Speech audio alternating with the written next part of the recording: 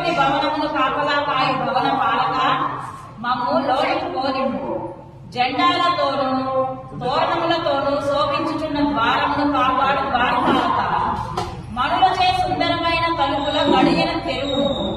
గోపబాధితులమైన మాకు మాయావియు మణివర్ణము గలవాడు అవు శ్రీకృష్ణ పరమాత్మ వినసొంపుగా ధ్వనిచేయు పరాయణ వాద్యమునిచ్చెదరని నిన్ననే మాకు మాట ఇచ్చి ఉన్నాడు.